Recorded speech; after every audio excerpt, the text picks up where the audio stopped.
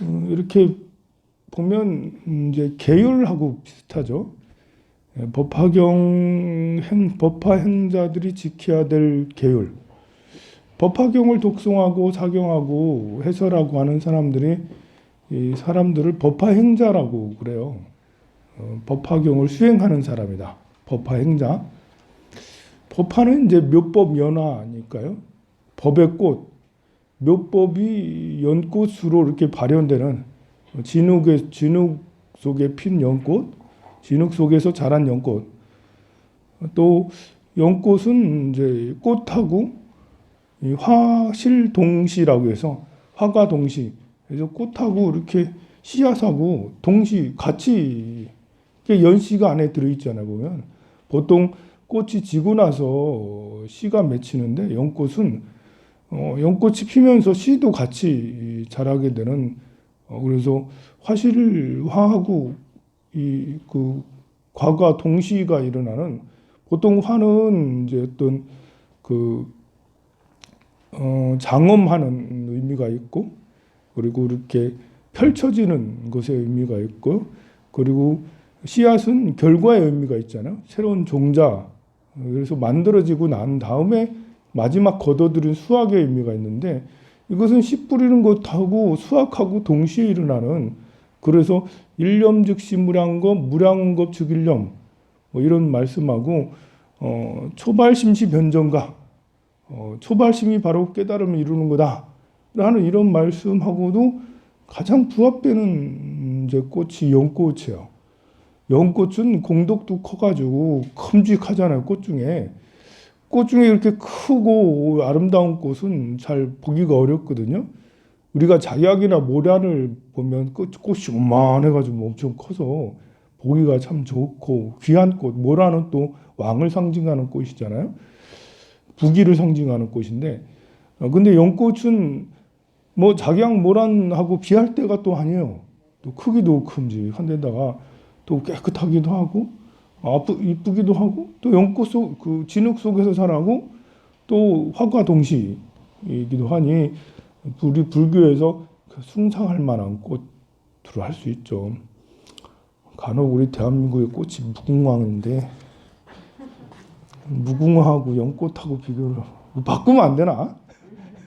우리 대한민국의 그 국화도 무궁화보다는 이렇게 연꽃이 개인적으로 연꽃을 좋아해서 연꽃이 더 낫지 않나 생각이 드는데 이 법화 행자가 법화경이 이제 이렇게 1분부터 28분까지 길다 보니까요. 그래서 그런지 뭐 어쩐지 법화경을 종교처럼 다른 종교처럼 이렇게 따르는 자들이 굉장히 많아요. 그것은 법화경을 여러 번 독송하다 보면 그럴 수밖에 없겠구나 이런 생각이 들게 되는데요. 신기하게도 이 법화경은 그런 모든 종목 이게 법화경 하나만 가지고도 이렇게 하나의 종교가 될 수 있을 만큼 그런 이제 이렇게 경전이 또 법화경 바이블 같은 그런 이 안에 다 들어 있는 거예요. 이제 우리가 이제 종교인들이 가져야 될 가장 기본적인 게 계율이지 않겠어요?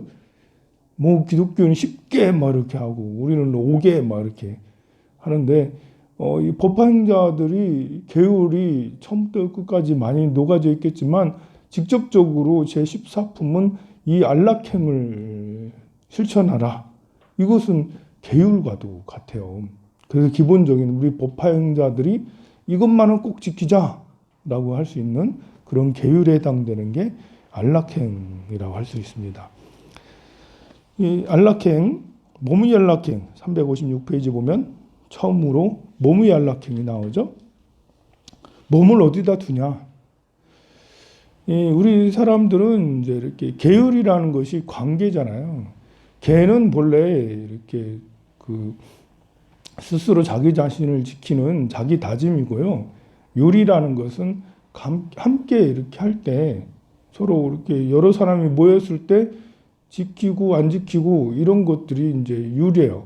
그러니까 조직 속에서 어떤 청규, 조직 속의 어떤 규칙, 우리가 여러 학교에 가면 학교에 그 수칙이 있잖아요. 또 대학에 가면 대학 수칙이 있고 이제 뭐 자동차 회사에 들어가면 회사 수칙이 있고 그런 것처럼 여러 사람이 어떤 조직이 형성이 됐을 때 거기서 지켜야 될 이런 것들이 유리라 하는 거고요. 걔는 순수하게 자기 자신의 다짐하고도 같은 거야. 내가 착하게 살아야지. 내가 살생하지 말아야지. 내가 도둑질하지 말아야지. 이것은 개하고 유라고 동시에 있는 거죠. 도둑질하지 말아야지는 이제 개하고 유라고 같이 있는 거고 착하게 살아야지. 착하게 안 살아도 되잖아. 그지만 내 다짐으로 나는 착하게 살 거야라고 나는 생명을 존중할 거야. 아니 이렇게 우리가 이제 이렇게 고기를 마음대로 먹고 회를 먹고 뭐 이렇게 또 심지어 뭐 이렇게 살아있는 것을 직접 자기가 잡아서 먹고 하는 것은 이것은 율에 해당되는 거는 아닐 수 있죠, 그죠? 그거는 이제 이렇게 보통 우리 모였을 때는 율이 아니잖아. 그냥 먹는 거 마음대로 먹어라는데 개하고는 관계가 있죠. 내가 생명을 존중해야 되는데 그래도 먹는 거는 좀 착하게 먹어야 되지 않겠어? 이러면서 이제 이것은 개에 해당되고 율은 여러 사람이 모였을 때 해당이 되는 건데요. 우리 사람들은 서로가 모여서 살아야지 혼자서 살면 이 사람이 정상적이지 않게 되기가 쉬워요. 혼자 있게 되면 자기 생각에 빠져 있게 되거나 우울해지게 되거나 사람은 이상하게도 혼자 계속 있으면 비관하게 되고 뭔가 이제 원망하게 되고 이상하게 이렇게 배롱 상태가 되는 경우가 많아요. 모든 사람이 그런 건 아닌데요. 혼자서도 잘 하는 사람이 있어요. 그런데 대부분의 사람들은 누구랑 같이 있어야지 힘이 나고 또 생각이 정상적이 되고 착하게 살아야겠다는 생각도 나고 그러는데요. 일단 그 남과의 관계에서 몸의 연락행, 내가 어디를 가야 되는지 내가 이렇게 새벽 기도를 나왔어. 이러면 이제 몸이 절에 안에 와 있잖아요. 새벽에 기도하는 공간에 와 있잖아. 이거는 최상의 몸의 안락행을 실천할 수 있는 거죠. 그리고 여러분들이 이제 피트니스 클럽 끊었어. 목욕탕을 끊었어. 그런 목욕하는 곳은 그야말로 몸을 깨끗하게 하는 곳이니까 몸에 해로울 게 없죠. 마음에도 해로울 게 없지. 이건 몸의 안락행을 실천하는 거라 할 수도 있겠죠. 내가 거기 가니까 피트니스 센터에도 끊어가지고 1년권 끊어가지고 이렇게 하는 것도 거기서 뭐 이상한 짓 하겠어요? 거기서 가서 운동하는 것이잖아. 몸을 이제 건강하게 하는 것이잖아. 그러니까 내가 몸이 거기가 있는 것은 나를 가꾸는, 나를 자기 조절을 자기 개발하는 것이라 할 수 있겠죠. 그것도 몸의 안락행이겠죠. 그러나 이제 이것이 삿되는 의미가 곁들여진 곳이면 내가 절에 갔어. 근데 스님이 사입이야. 그러면 이제 절은 좋지만 사이비가 모여져 있는 곳이라서 이것은 이제 합당하지. 몸이 안락행이 되지가 않는 거죠. 몸이 거기 가면 안 되는 거예요. 목욕탕에 갔는데 이제 거기에 방사능이 검출돼. 방사능이 검출되는 목욕탕이야. 몰랐는데 나중에 그래서 방사능에 다 이렇게 나중에 사람들이 다 병나. 이거면 이제 몸이 안락행이 될 수가 없고 피트니스 센터에 갔는데 모두 다 이렇게 욕망이 막 물들어 있어. 뭐 이렇게 다들 연애하려고만 왔어. 사람들이 몸 가꾸는 건 안 하고 눈 마주치는 것만 하고 있어. 이러면 역시 몸의 안락행이라 할 수가 없죠. 자, 그래서 친근해야 될 곳과 친근하지 말아야 될 곳. 자, 이런 것을 이렇게 좀 독송하다 보면 이렇게 마음이 저절로 이렇게 살아야겠구나라는 이런 마음이 저절로 일어나죠.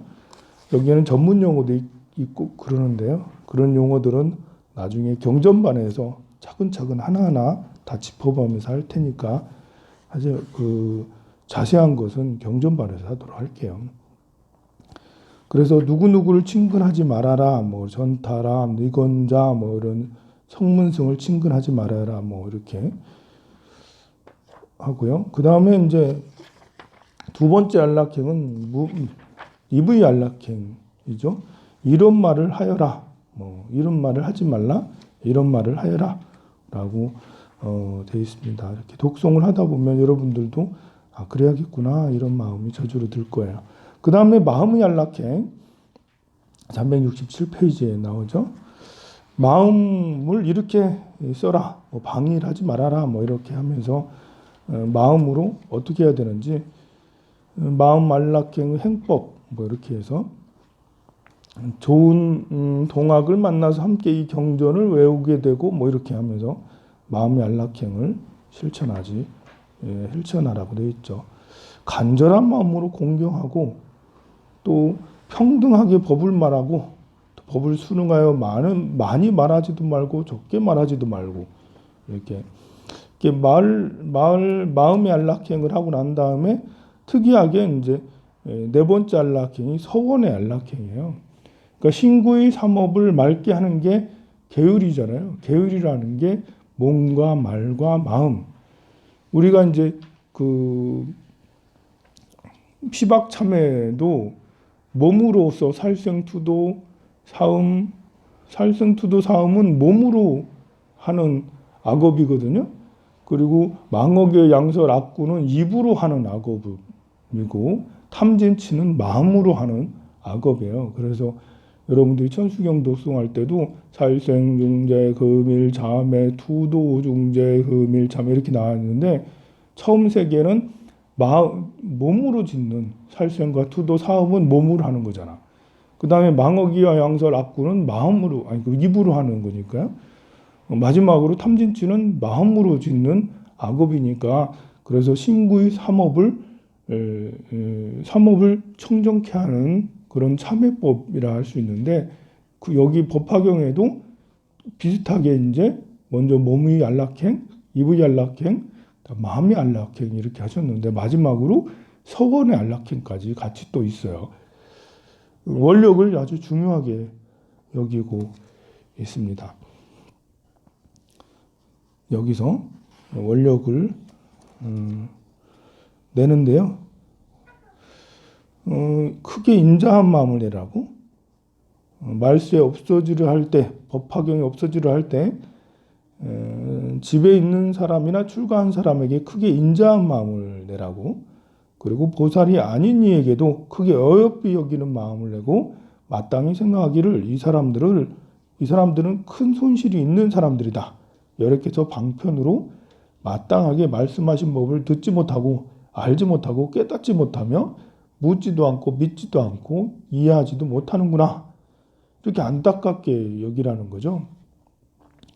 그러니까 우리가 이제 부자든 가난한 자든 이렇게 대상들을 볼 때 저 사람들이 참 부처님의 이치를 모르고 불법을 만나지 못하고 저렇게 육도윤회를 헤매고 있구나. 우리가 이제 그 돈질하는 사람들 있잖아요. 돈질하는 사람들 보고 돈 가지고 많으면 스스로 귀족이라고 여기고 없는 사람은 좀 벌레라고 여기는 그런 사람들이 있어요. 보면 지방에는 좀 덜한데 강남 가면 엄청 쌓여요. 엄청 많아 사람들이. 그 사람들이 모여 있어 강남에. 서울 강남 여기 울산 강남 말고 서울 강남 이런 데는 사람들이 업식이 너무 두터워서 돈 많으면 스스로 귀족이라고 여기고 돈 없는 사람들은 벌레처럼 생각한다니까요. 이거는 그야말로 이게 이 사람들이 불법을 만나지 못하고 있으니까 전부 다 이렇게 분별심이 되게 큰 거야. 자기가 무슨 큰 혜택이라도 있고 전생부터 뭐 이렇게 무슨 큰 가문이라도 되는 듯이 스스로 잘났다라고 여기는데 그런 사람들을 보면 불쌍한 거죠. 저 사람들이 불법을 만나서 평등심을 알아야 되고 자비심을 알아야 되는데 육바람을 실천할 줄 알고 깨달음이 귀한 줄 알고 육도윤회를 하는 것들을 깨달아야 되는데 그걸 모르고 저렇게 헤매고 있으니 불쌍한 거지. 그들은 우리 보고 불쌍하다 하겠죠. 저 울산 총구석에 가가지고 문화도 모르고 아이고 이러면서 그들은 우리를 보고 불쌍하다고 저렇게 총구석에서 이렇게 처박혀가지고 저렇게 살아간다고 그렇게 하겠지만 그게 아니죠. 세상의 진리는 우리가 더 잘 알고 있는 거예요. 그래서 그들을 불쌍히 여기는 여기부터 이제 서원이 시작되는 것이니라라고 하고 여기에 계명주의 비유라고 이렇게 있어요. 이렇게 안락행품에는 계명주의 비유가 있고 그리고 종지용출품에는 부소잔호의 비유가 있어요. 법화경은 아홉 개의 비유가 있다라고 그랬죠. 우리가 이제 궁자의 비유, 하택의 비유, 또 화성의 비유, 또 그리고 그 약초의 비유 이렇게 그 비유를 독송했는데요. 여기서는 계명주의 비유가 나옵니다. 왕이 이제 이렇게 왕의 전륜성왕의 그 상투 여기 정수리에는 계명주가 있대. 계명주는 여의주라고 생각하면 돼요. 이 구슬을 갖고 있으면 그냥 다 이제 이렇게 그 모든 전투에서 승리한다. 싸우지 않고도 이긴다. 뭐 이렇게 단 한 명의 군사를 가지고도 100만 명의 군사를 이길 수 있다. 라는 이런 게 계명주, 전륜성왕의 계명주를 알 수 있어요. 이래서 이게 안 되는 거예요. 이게 비유가 아주 훌륭하고 되게 좋은데 좋게 쓰면 훌륭한 비유죠. 이렇게 우리 계명주라는 부처님이 주신 거다 이거. 이 법화경이 계명주라는 거예요.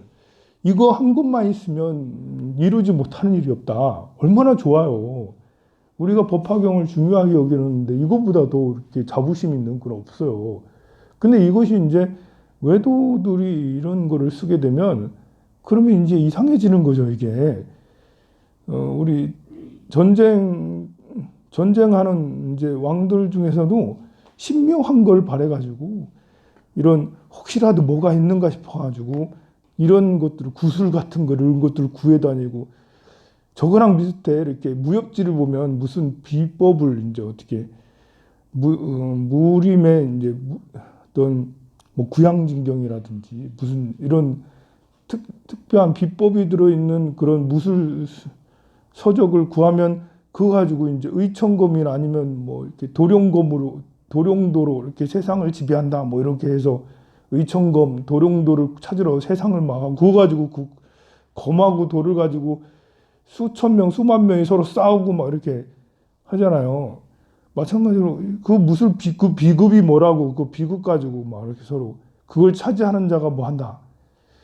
옛날에 스리랑카에도 그런 게 있었어요. 부처님 사리를 차지하는 자가 세상을 지배한다. 해가지고 부처님 사리를 차지하는 자가 이렇게 뭐 권력의 상징처럼 돼서 그걸 지키고 갖고 있으면 그냥 전륜성왕이라고 스스로 착각하고 또 상대편은 그걸 차지하기 위해서 가자 해가지고 이제 그 부처님 사리를 탈취하기 위해서 하기가 스스로 모셔야지 이제 이렇게 그 왕의 권위가 서고 그걸로 지배한다라고 이렇게 이건 대단히 이게 잘못된 것이죠. 그건 아니잖아요. 그런 것으로 오용될 수 있다. 예. 세상에 비급이라는 게 따로 있는 게 없더라. 비급. 우리는 특히 대승불교는 비급을 그렇게 중요하게 여기지 않아요. 밀교는 비급이 중요하죠. 밀교는 스승과 제자 간에 이렇게 전해지는 이런 게 특별한 무엇인가 있어서 스님 저한테 맞는 기도를 알려주세요. 이렇게 제가 무슨 비급을 갖고 있는 것 마냥 스님 이제 소원 성취하는 기도를 제가 지금 아들이 취업을 해야 되는데 어떻게 무슨 기도 없을까요? 저한테는 비급이 없어요. 아유 일경권이라 나한테는 그 경이 한 권 있으니 그게 바로 그냥 법화경이요, 금강경이에요. 우리는 그 경으로 이렇게 하면 되는 거지. 비급이 따로 있어서 나한테만 특별히 맞는 그것도 나쁘진 않아요. 밀교에서 이렇게 전통으로 보면. 그러나 사람을 이렇게 이상하게 만들게 될 수가 있다라는 거죠. 빠지게 될 수 있다라는 거죠. 그리고 사람이 빠지는 것이 나쁜 이유는 지정신을 못 차리고 휩쓸려 다닌다는 거죠. 내가 스스로 온전히 홀로서기가 돼야 되는데 교주가 따로 좀 모셔져 있고 그 교주가 하라는 대로 로봇가 되는 거예요. 여러분들이 제가 무속하시는 분들한테 여러분들이 가는 것을 반대하진 않아요. 그분들도 잘하시는 분도 있으니까요. 그런데 그분들 중에 이렇게 어떤 이상한 능력을 가진 사람은 그 사람한테 한번 걸리면 영원히 조종당해. 이렇게. 왜냐면 다 맞히니까. 이렇게 하라고, 저렇게 하라고, 이렇게 하니까 부자 돼. 와, 부자 되네? 저렇게 하니까 저렇게 돼. 좋아지네? 처음에는 그게 재미가 있고, 와, 잘 된다. 우리 집이 저 스님 만나서, 저 법사님 만나서 이제는 잘 돼. 이제부터는 아무 걱정이 없어. 처음에는 그러죠. 근데 나중에는 가면 갈수록 이게 자기는 이제 영혼이 없는 사람이 돼서 이렇게 좀 이상한 사람이 돼요. 이렇게 보면 지정신을 가질 수가 없어요. 그렇게 조정하는 것은 굉장히 나쁜 일인데요. 이제 제가 이렇게 법화경을 무척 좋아하는데 법화경은 그럴 만한 요소들이 몇 개가 있어요. 그렇게 사람들을 미혹하게 할 만한 사람들을 깨어내서 이거 가지고 이거 하면 최고야. 뭐 이렇게 저거에서 최고야. 그래서 법화경을 너무너무 이렇게 찬탄하고 너무너무 이렇게 하고 하면 그 스님이 신이 될 수도 있어. 이 안에 다 들어있으니까. 이거 가지고 다 할 수 있으니까요. 근데 이제 사실 법화경은 그 정도까지는 아니에요. 부처님의 말씀을 근간으로 이렇게 부처님께서 설법을 하셨기 때문에 오용하려면 어느 정도 오용이 되겠지만 그 요소가 더 많은 것은 바이블이죠. 바이블, 성경이 그런 요소가 훨씬 더 많아요.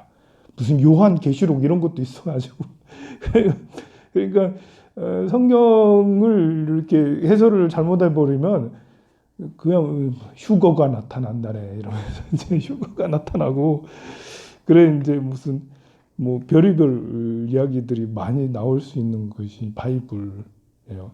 잘 쓰면 훌륭한 도구가 되고 훌륭한 말씀이고 그러는데 잘못 쓰면 사람을 이제 이렇게 이상하게 메롱하게 만드는 그런 게 있습니다. 그래서 계명조 그만큼 중요하고 그리고 이 법화경 이것으로서 모든 것을 이룰 수 있다라는 그런 말씀이기도 합니다. 다음으로 이제 안락행품이 지나고 나면 종지용출품이 있어요. 이거는 더 대단해요, 세상에. 이거는 놀라운 일이에요, 정말. 땅에서 이렇게 우리가 이제 제가 법화경을 독송할 때는 항상 여러분들이 감독이 돼서 동영상을 영화를 찍으라고 이렇게 했죠. 이 영축산에서 이렇게 설법을 하고 계시는데 이렇게 그 견보탑품에서 하늘로 다 올라가게 되거든요. 탑이 땅에서 올라오는 것도 너무 신기해. 이렇게 보탑이 다보탑이 저 하늘 위로 올라가는 것도 너무나 이적이잖아요. 방광 예전에 요즘에는 이제 그 법화정사에서 방광한다는 얘기를 별로 요즘에 뜸한데 10년 전, 20년 전에는 법화정사에서 무슨 행사만 하면 방광을 내 막 이렇게. 도림 스님께서 원력이 너무 대단하시거든요. 완전 짱이세요. 우리나라 법화 행자 짱이거든요. 그래서 스님이 법화경 기도에서 본인의 이제 몸도 나으셨고 또 불사도 많이 하고 사람들 다 법화경 사경하시는데 도림 스님의 영향이 엄청 커요. 근데 스님께서 원력이 얼마나 대단하신지 법화 이렇게 사람들을 사경하게 해서 다 같이 이제 그 불사를 하고 이렇게 법회를 하잖아요. 그럼 꼭 하늘에서 방광이 막 나타나요. 뭐 이적이 자꾸 나타나는 거예요. 그러니 또 함께 동참한 사람도 화내시면 또 이렇게 더 열심히 하고 그래서 우리나라의 법화 행자가 굉장히 많이 늘었어요. 자, 그것은 굉장히 좋은 현상이에요. 이렇게 방광을 하고 스님께서 원력이 너무 크셔가지고 그 이적이 나타나는 것은 정말 하늘의 문이 열린다고 할 수도 있거든요. 그래서 그 동참한 사람은 그 순간에 모두 다 수계를 받는 거랑 비슷한 거예요. 이제 부처님 불보살님의 수계를 지금 이제 우리 통도사나 이제 범어사나 해인사는 따로 이렇게 법회를 열어서 3월불사, 뭐 9월불사 해가지고 보살계를 막 설하고 그러잖아요. 그 보살계 설하는 것보다 제가 생각할 때는 그것보다 그 법회에서 커다란 이적이 벌어졌을 때 거기서 생기는 이제 방광이든지 뭐든지 거기서 생기는 큰 가피가 훨씬 더 이렇게 보살계를 따로 만들어 설하는 것보다도 더 저는 그것이 효과라고 해야 되나? 그 가피가 훨씬 더 크다라고 저는 보거든요. 거기에 동참하게 되면 그 에너지가 오래오래 가요. 그 사람이 그리고 계속 불도를 더 수행하고 더 수행하게 돼요. 여러분들이 보살계 한번 받았다고 계속 법화경을 사경하고 수행하고 이렇게 잘 안 되거든. 그냥 친구 따라서 접수해가지고 가서 법명 받아오는 재미로 큰 거 하나 주거든요. 그 보살기 하면 그거 펴보고 야 여기 내 이름 법명 뭐 받았어 이 재미로 이렇게 하는데 본래 보살기는 그러는 게 아니지만 근데 그런 이제 이렇게 법회 열심히 사경해서 법회 딱 참석했는데 막 이적이 막 나타나고 막 이러면 이 사람은 이제 참 오랫동안 불법 불도를 수행하기가 쉬워요. 그걸로 입문해서 정말 나중에 신심 있는 불자가 되는 경우도 많고요. 그러니까 긍정적으로 보면 굉장히 훌륭한 일인데요. 부정적으로 보면 스님께서 워낙 훌륭하셔서 그걸 가지고 이렇게 그 사이비로 하시지 않으셔서 그렇지만 이상한 사이비들은 그걸로 이제 이렇게 사람을 이용하기도 하고 그러니까요. 그런데 종지용출풍 법화경에서는 이렇게 이적이 많이 나타나서 탑이 막 위로 올라가고 또 대중들이 밑에 있다가 저희들도 올라가게 해주세요 라고 그래서 올라갔잖아요. 지금 허공 위에서 설법 중이에요 지금. 그런데 갑자기 또 땅에서 막 진동하더니 항아사 같이 많은 보살들 수천만 명의 보살들이 땅에서 또 이렇게 쭉 솟아오르는 거예요. 처음에는 부처님이 솟아오르시더니 나중에는 보살들이 솟아오르는데 한 번도 안 본 사람들이야. 지금까지 본 적이 없는 사람들이야. 이게 이제 종지용줄풍 이야기예요. 땅에서 왜 그 많은 그 보살들이 나타났을까? 그리고 이미 그 법회에 참석한 사리불이든 목련이든 문수보살이든 뭐 미륵보살이든 이미 이 불법 집안에서는 장자들이에요. 모르는 사람이 없어요. 다 이제 사리불의 제자고 목련 존자의 다 제자인데 그런데 지금까지 본 적이 한 번도 없는 그런 사람들이 땅에서 이렇게 나타나는데 범상치 않은 거예요. 나타났는데 사리불 존자가 이렇게 보면 새로운 애들이 지금까지 내가 가르친 애들보다 더 뛰어나. 이제 제가 쟤들이 보니까 이렇게 보니까 이렇게 법의 온도가 나보다 더 나랑 삐끗삐끗한데 이 사리불 목련존자가 볼 때는 같은 동급인 거죠. 나타난 보살들이 너무나도 대단한 보살들이 나타났어요. 그 보살들이 나타나가지고 부처님 전에 다보 부처님과 석가모니 부처님 전에 문안 인사를 드리고 그렇습니다. 미륵보살이 너무 이상하잖아요. 의문을 가져요. 저 사람들은 누구예요? 라고. 왜 어떻게 나타나는 거예요? 여기에 의문을 하고 부처님께서 대답을 하십니다. 여기에 부소잔어의 비유도 있고 그래요. 자세한 이야기는 앞으로 계속 기도하면서 계속 또 말씀드릴게요. 심도 깊고 세밀한 거는 경전반에서 다음 주부터 경전반 할 거예요. 매주 화요일 날 오전 10시 반이나 저녁 7시에 할 거니까요. 요즘에 코로나로 뭐 할 것도 없는데 뭐 저리 와서 좀 경전 공부나 좀 하고 그럽시다. 우리 성불하세요.